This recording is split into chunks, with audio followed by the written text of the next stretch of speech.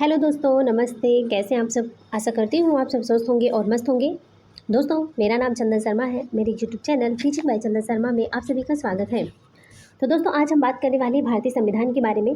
Article 1 से 395 तक जो भी इम्पोर्टेंट आर्टिकल है, हम उसके बारे में डिस्कस करने वाले हैं। तो दोस्तों, आप लोग इस वीडियो में लास्ट तक बने रहिएगा और ज़्यादा से ज़्यादा लोगों को शेयर भी कीजिएगा। बहुत ही इंपॉर्टेंट क्लास है, चुटकियों में याद हो जाएगा। और यहाँ से बेसिकली एनीवन कोई भी कंपटीशन का एग्ज़ाम है तो यहाँ से क्वेश्चन आते ही आते हैं। बहुत ही ज़्यादा इंपॉर्टेंट है। तो आर्टिकल से ऐसा नहीं कि कोई भी एग्ज़ाम है वहाँ पर आर्टिकल से क्वेश्चन पूछे ना जाएं। तो एक दो क्वेश्चन तो मिनिमम पूछा ही जाता है। तो आज आप लोग अगर इस वीडियो को देख लेंगे तो आपकी जो भी कन्फ्यूजन है वो दूर हो जाएंगे। तो चलिए, आज हम बात करने वाले हैं भारतीय संविधान के बारे में। आर्टिकल्स के बारे में डिटेल में डिस्कस करेंगे। तो आप लोग इस वीडियो को ज़्यादा से ज़्यादा शेयर करो जिससे दूसरों को भी बेनिफिट मिल सके। चलिए दोस्तों, अब हम बात करते हैं भारत के महत्वपूर्ण अनुच्छेद के बारे में। देखिए दोस्तों, जो संविधान के महत्वपूर्ण अनुच्छेद हैं इसके बारे में डिस्कस करेंगे। देखिए, संविधान में 22 भाग, 395 अनुच्छेद और 12 अनुसूचियां हैं। क्या है? 22 भाग है, 395 अनुच्छेद हैं और 12 अनुसूचियां हैं। बात करते हैं भाग 1 के बारे में। भाग 1 आर्टिकल 1 से 4 के बीच में भाग 1 के अंतर्गत आर्टिकल 1 से 4 तक दिया गया है। इसमें संघ एवं उसका राज्य क्षेत्र, संघ एवं उसके राज्य क्षेत्र से संबंधित है। तो आर्टिकल 1 में भारत राज्यों का संघ है। आर्टिकल 2 में नए राज्यों का प्रवेश और आर्टिकल 3 में राज्यों के क्षेत्रों, सीमाओं और नामों में परिवर्तन है। तो दोस्तों, भाग 1 आर्टिकल 1 से 4 के अंतर्गत दिया गया। भाग 1 जो है वो आर्टिकल 1 से 4 के अंतर्गत दिया गया है। आर्टिकल 1 में भारत राज्यों का संघ है। आर्टिकल 2 में नए राज्यों का प्रवेश है और आर्टिकल 3 में राज्यों के क्षेत्रों, सीमाओं और नामों में परिवर्तन किया गया है। चलिए दोस्तों, अब हम बात करते हैं भाग 2 के बारे में। किसके बारे में? भाग 2 के बारे में डिस्कस करेंगे, जो कि आर्टिकल 5 से 11 के बीच में है। 5 से 11 के बीच में आर्टिकल 2 दिया गया है। भाग 2 आर्टिकल 5 से 11, इसमें नागरिकता की बात कही गई है। किसमें? नागरिकता के बारे में बात की गई है। इसके ट्रिक से आप याद कर सकते हैं नाग पंचमी। देखिए, ना से नागरिकता हो गया, नाग से नागरिकता और पंचमी से 5 से 11। ठीक है। तो भाग 1 आर्टिकल 1 से 4 तक दिया गया है। संघ एवं उसके राज्य क्षेत्र के बारे में बात करता है भाग 1 आर्टिकल 1 से 4 तक। भाग 2 में आर्टिकल 5 से 11 नागरिकता की बात करता है। वहीं पर भाग 3 आर्टिकल 12 से 35 मौलिक अधिकार, आर्टिकल 12 से 35 मौलिक अधिकार के बारे में दिया गया है। देखिए दोस्तों, जो मौलिक अधिकार है, मौलिक अधिकार कौन कौन से हैं देख सकते हैं आप लोग। समानता का अधिकार है, स्वतंत्रता का अधिकार है, शोषण के विरुद्ध का अधिकार है और धार्मिक स्वतंत्रता का अधिकार है, संस्कृति और शिक्षा संबंधी अधिकार है और संवैधानिक उपचारों का अधिकार है। तो भाग 3 में मौलिक अधिकारों की चर्चा की गई आर्टिकल 12 से 35 तक। आर्टिकल 12 से 35 तक मौलिक अधिकारों की डिटेल में डिस्कस किया गया है। और भाग 4.1 आर्टिकल 51A में मौलिक कर्तव्य दिया गया। क्या दिया गया? मौलिक कर्तव्य। आर्टिकल 51A में मौलिक कर्तव्य के बारे में चर्चा की गई है। ठीक है दोस्तों, चलिए आगे देखते हैं। स्वर्ण सिंह समिति की सिफारिश पर, स्वर्ण सिंह समिति की सिफारिश पर वर्ष 1976 में 42वें संविधान संशोधन के तहत संविधान में शामिल किया गया है। तो कौन सी समिति में 42वें संविधान संशोधन के तहत संविधान में शामिल किया गया है? कौन सी समिति? स्वर्ण सिंह समिति की सिफारिश पर। स्वर्ण सिंह समिति की सिफारिश पर वर्ष 1976 में 42वें संविधान संशोधन के तहत संविधान में शामिल किया गया है। उम्मीद करती हूँ कि इतना आप लोगों को समझ में आ गया होगा। भाग 1, भाग 2, भाग 3, भाग 4। ठीक है। भाग 1, भाग 2, भाग 3, भाग 4A आपको अच्छे से समझ आ गया होगा। ये जितना इंपॉर्टेंट है मैंने आपको डिस्कस कर दिया है दोस्तों। चलिए अब आगे देखते हैं दोस्तों। अब हम बात करेंगे भाग 5 के बारे में और भाग 6 के बारे में। भाग 5 में आर्टिकल 52 से 151 के बीच में दिया गया है और भाग 6 में 152 से 237 के बीच में दिया गया है। आज हम बात करने वाले हैं राष्ट्रपति के बारे में। भाग 5 में राष्ट्रपति के बारे में दिया गया है आर्टिकल 52 से 151 तक। ठीक है दोस्तों, चलिए देखिए, जो राष्ट्रपति होता है, राष्ट्रपति, इससे ये तो बहुत इंपॉर्टेंट है, राष्ट्रपति से भी क्वेश्चन पूछे जा सकते हैं। राष्ट्रपति क्या होता है? तो राष्ट्रपति पहली बात तो भारत का एक राज्य प्रमुख होता है। राष्ट्रपति भारत का एक राज्य प्रमुख भी होता है। यह भारत का प्रथम नागरिक भी है। क्या है? भारत का प्रथम नागरिक कौन होता है? तो राष्ट्रपति होता है। राष्ट्र की एकता, अखंडता और सशक्तता का प्रतीक है। राष्ट्रपति भारतीय संसदीय शासन प्रणाली का आधार स्तंभ भी है। ठीक है दोस्तों, तो संविधान के अनुच्छेद 52 के तहत जो आर्टिकल्स है, आर्टिकल्स 52 के तहत राष्ट्रपति पद की बात की गई है। भारत का एक राष्ट्रपति होगा। संविधान के अनुच्छेद 3 के अनुसार संघ कार्य की कार्यपालिका संबंधी समस्त शक्तियां भारतीय राष्ट्रपति में निहित है।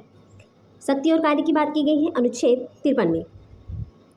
तो अनुच्छेद 52 में राष्ट्रपति पद के बारे में बात की गई है और अनुच्छेद 53 में शक्ति और कार्य के बारे में कि कार्यपालिका संबंधी समस्त शक्तियां जो हैं वो भारतीय राष्ट्रपति में निहित होती है, जिनका प्रयोग वो क्या करता है, संविधान के अनुसार अगर बात करते हैं तो संविधान के अनुसार स्वयं या अपने अधीनस्थ अधिकारियों के माध्यम से करता है।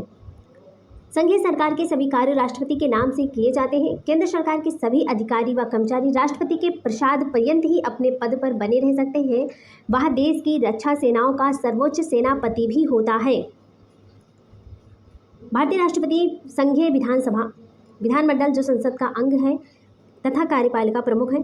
तो राष्ट्रपति से जो संबंधित महत्वपूर्ण आर्टिकल्स है देख लेते हैं दोस्तों। देखिए, आर्टिकल्स 52 में भारत का एक राष्ट्रपति होगा। क्योंकि राष्ट्रपति के पद की बात की गई है तो आर्टिकल 52 में भारत का एक राष्ट्रपति होगा। आर्टिकल 53 में क्या दिया गया है कि संघ की कार्यपालिका शक्ति राष्ट्रपति में निहित है। शक्ति और कार्य आर्टिकल 53 में है। आर्टिकल 54 में क्या हुआ था कि राष्ट्रपति का निर्वाचन होगा। 54 में राष्ट्रपति का निर्वाचन होगा। और 55 में क्या है, तो राष्ट्रपति के निर्वाचन की रीति है 55 में। 56 में राष्ट्रपति की पदावधि है।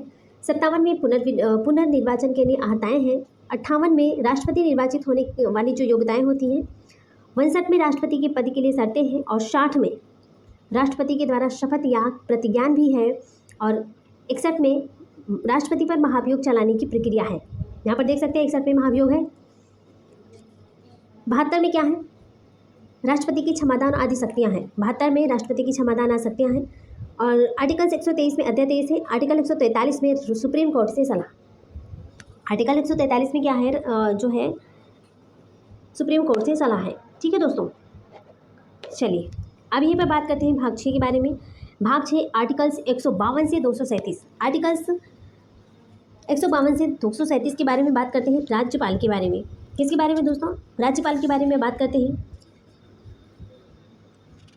भाग 6 में राज्यपाल है। देखिए दोस्तों, आर्टिकल्स 153 में राज्यपाल पद है। राज्यपाल पद की बात की गई है।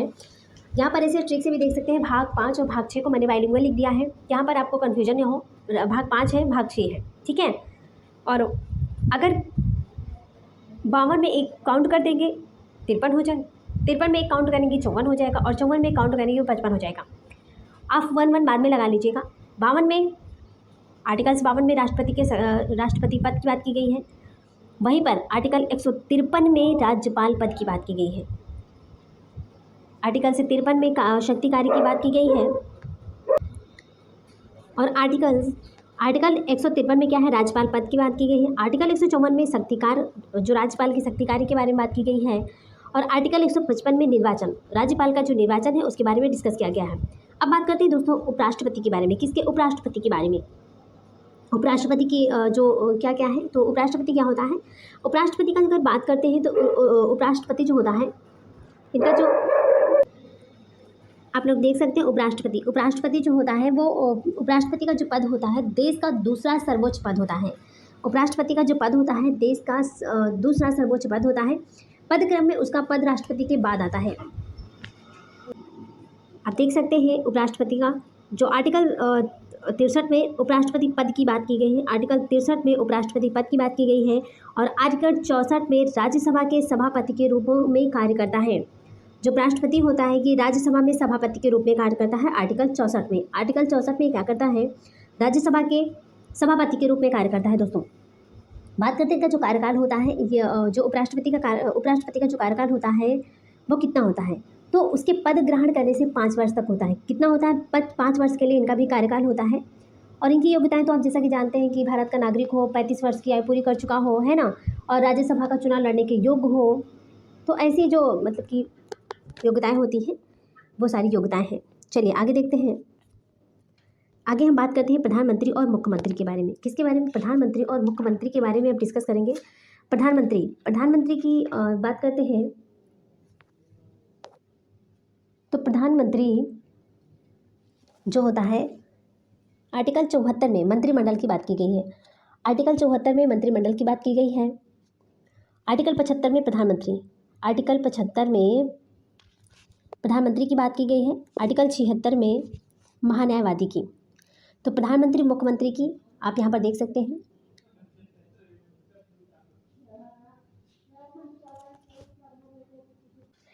देखिए दोस्तों, हमने बात किया प्रधानमंत्री और मुख्यमंत्री के बारे में डिस्कस करेंगे दोस्तों।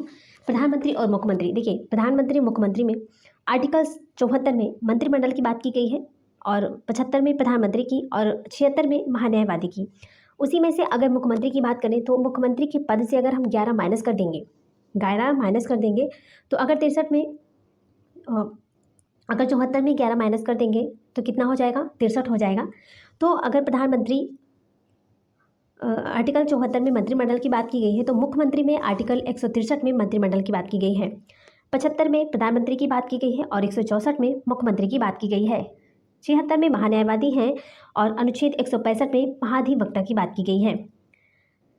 आर्टिकल 79 में संसद और आर्टिकल 18 में राज्यसभा, आर्टिकल 81 में लोकसभा की बात की गई है। आर्टिकल 168 विधानमंडल के बारे में और आर्टिकल 170 विधानसभा और आर्टिकल 175 विधान परिषद के बारे में। आर्टिकल 100 में निर्णायक मत है और आर्टिकल 108 में संयुक्त अधिवेशन है। आर्टिकल 110 में धन अधिवेशन हो गया। आर्टिकल 112 में बजट, आर्टिकल 116 में लेखानुदान और आर्टिकल 117 में वित्त विधेयक।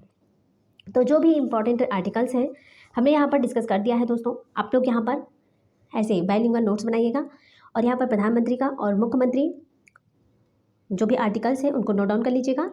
और जो 79 में है संसद, 80 में राज्यसभा, 81 में लोकसभा और 168 में विधानमंडल है, 170 में 170 में विधानसभा है और 175 में विधान परिषद है और आर्टिकल 100 में निर्णायक मत है। आर्टिकल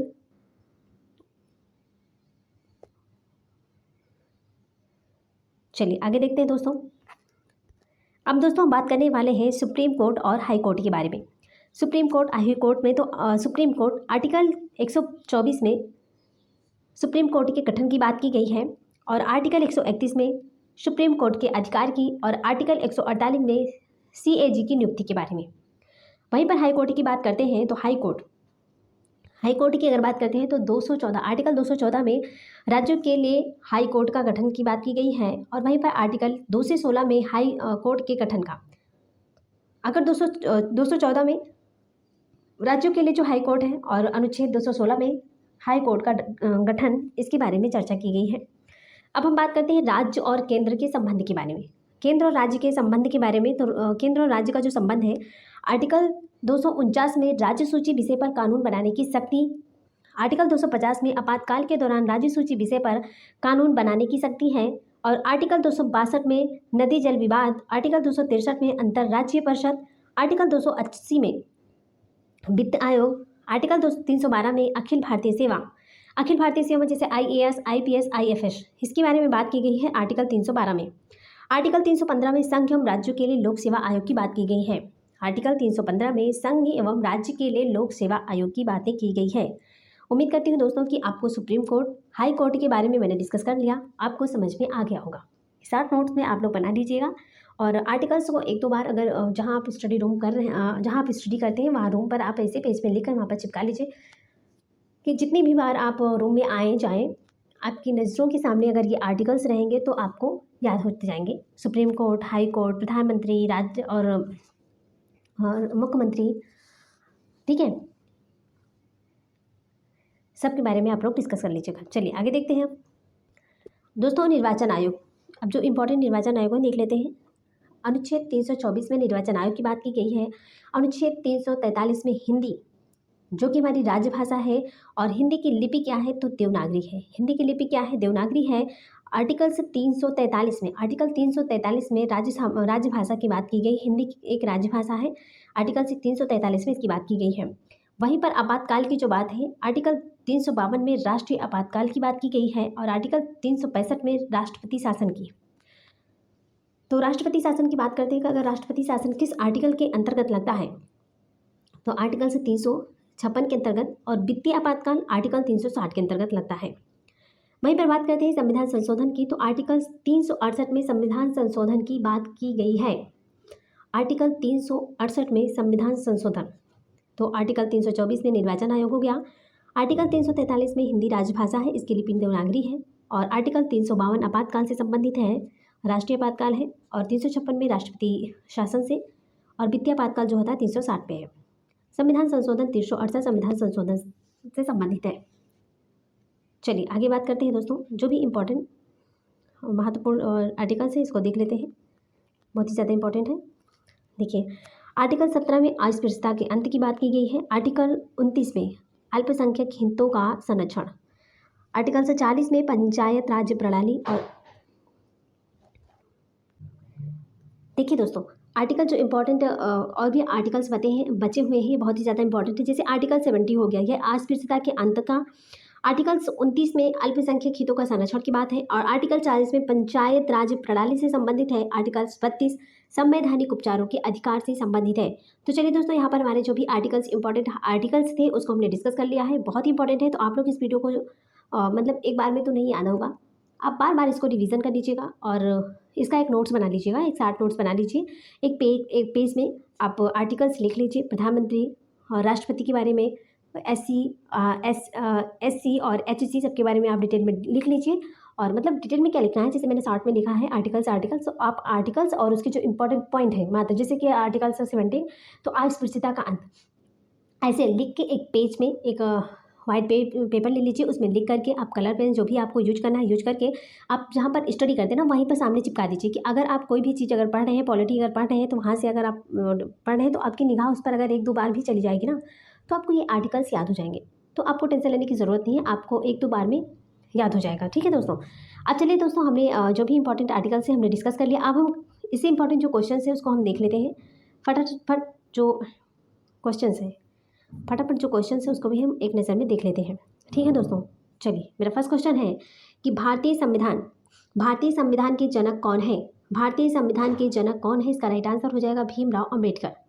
नेक्स्ट क्वेश्चन है कि भारत में कुल कितने संविधान है? भारत में कुल कितने संविधान है? इसका राइट आंसर हो जाएगा 395 अनुच्छेद हैं और 12 अनुसूचियां हैं।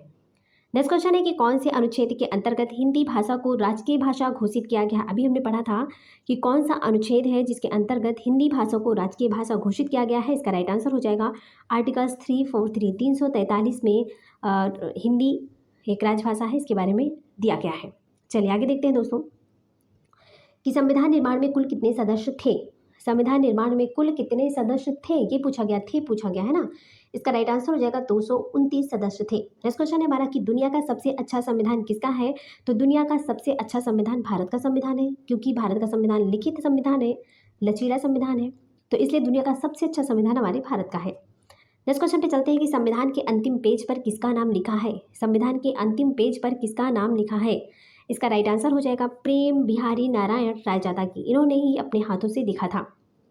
चलिए आगे देखते हैं दोस्तों। नेक्स्ट क्वेश्चन है हमारा कि मूल अधिकार कितने हैं? मूल अधिकार कितने हैं? इसका राइट आंसर हो जाएगा मूल अधिकार 7 है। नेक्स्ट क्वेश्चन पे संविधान में कितने अनुच्छेद हैं? संविधान में कितने अनुच्छेद हैं? इसका राइट आंसर हो जाएगा 395 अनुच्छेद है। कितने हैं? 395 अनुच्छेद है दोस्तों। ठीक है, चलिए आगे देखते हैं।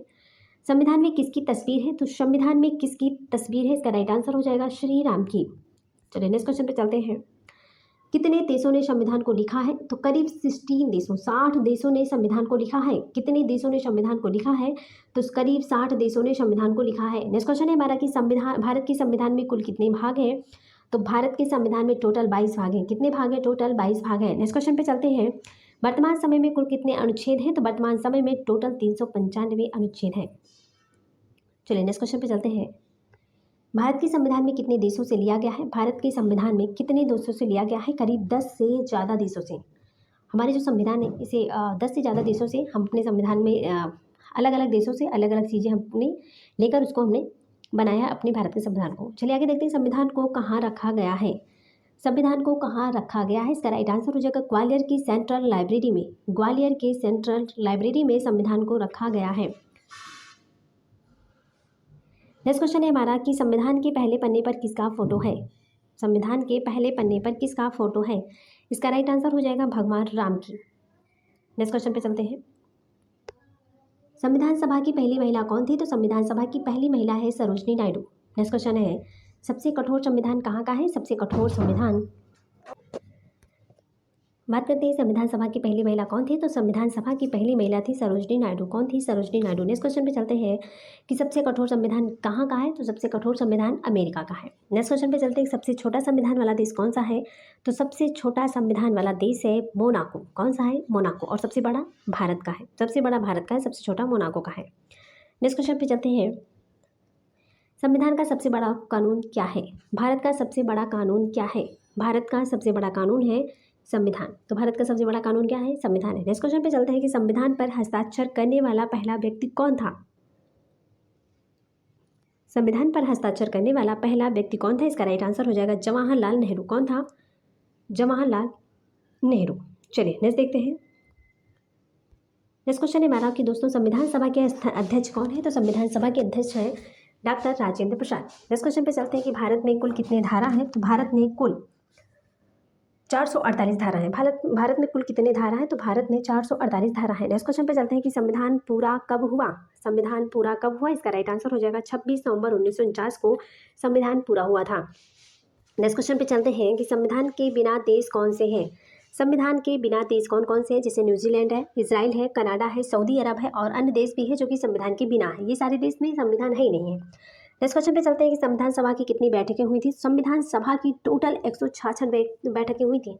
संविधान की कितनी बैठकें हुई थी? तो संविधान की 166 बैठकें हुई थी। नेक्स्ट क्वेश्चन पे चलते हैं। नेक्स्ट क्वेश्चन है हमारा कि दुनिया में सबसे ज़्यादा शिक्षित व्यक्ति कौन है? तो दुनिया में सबसे ज़्यादा शिक्षित व्यक्ति हैं डॉक्टर दशरथ सिंह शेखावत। डॉक्टर दशरथ सिंह शेखावत दुनिया में सबसे ज़्यादा शिक्षित व्यक्ति हैं। नेक्स्ट क्वेश्चन है कि संविधान सभा के सचिव कौन है? तो संविधान सभा के सचिव कौन थे? HBR अयंगर हैं। HBR अयंगर संविधान सभा के सचिव हैं। चलिए नेक्स्ट क्वेश्चन पे चलते हैं दोस्तों। नेक्स्ट क्वेश्चन है कि संविधान सभा में मुस्लिम महिला कौन थी? तो संविधान सभा में मुस्लिम महिला थी बेगम कदसिया एजाज रसूल। बेगम कदसिया एजाज रसूल ये संविधान सभा में मुस्लिम महिला थी। संविधान किस भाषा में लिखा गया था? तो हमारे जो भारत का संविधान था वो किस भाषा में लिखा गया था? हिंदी और अंग्रेजी दोनों में लिखा गया था। और संविधान में सबसे शक्तिशाली कौन है? तो संविधान में सबसे शक्तिशाली प्रधानमंत्री है। कौन है? संविधान में सबसे शक्तिशाली कौन है? प्रधानमंत्री है। चलिए नेक्स्ट क्वेश्चन पे चलते हैं दोस्तों। तो दोस्तों यहाँ पर हमारे क्वेश्चन समाप्त होते हैं। Thanks for watching. दिल से बने रहने के लिए। दोस्तों हमने डिटेल में थ्योरी क्लासेस की उसके बाद में PYQ की क्वेश्चन भी किया, 1 लाइनर क्वेश्चन किया जो भी बहुत इंपॉर्टेंट है, चैप्टर थे। तो दोस्तों अगर आप हमारे चैनल पर पहली बार विजिट कर रहे हैं तो प्लीज़ चैनल को सब्सक्राइब कर लीजिएगा, बेल आइकन को जरूर प्रेस कर दीजिएगा जिससे नेक्स्ट नोटिफिकेशन आप तक पहुँच जाए। और दोस्तों इस सेशन को ज़्यादा से ज़्यादा लाइक करो, दिल से लाइक करो और दिल से कमेंट कीजिए। कमेंट करके हमें ये बताइए कि आपको हमारी वीडियो कैसी लगी, आपको हमारे कंटेंट कैसे लगे। तो प्लीज़ कमेंट करना बिल्कुल मत भूलिएगा। हमें आपके कमेंट का इंतजार रहेगा। तो एक लोग, जितने लोग वीडियो को देखेंगे वो सारे लोग कमेंट जरूर कीजिएगा। और दोस्तों इस सेशन को ज़्यादा से ज़्यादा लोगों को शेयर करो जिससे दूसरों को भी बेनिफिट मिल सके। तो चलिए दोस्तों इसी के साथ हम मिलते हैं नेक्स्ट वीडियो में। तब तक के लिए bye bye, take care, see you. बहुत इंपॉर्टेंट क्लास है, इस क्लास को लेना बिल्कुल भी मिस मत कीजिएगा और दूसरों को भी शेयर कीजिए। और जो भी आर्टिकल्स हैं जैसा कि हमने बताया है एक पेज में लिखकर अपने स्टडी रूप में चिपका लीजिए जिससे कि आप उसको कभी भी ना भूलें। ठीक है, अगर 1 मंथ भी आपने चिपका कर रखा है तो बेसिकली याद है कि इतना कन्फर्म है कि आपको याद हो जाएगा। तो टेंशन लेने की ज़रूरत नहीं है। आर्टिकल्स यहाँ पर समाप्त होते हैं। तो चलिए मिलते हैं नेक्स्ट वीडियो में। तब तक के लिए bye bye, take care, see you.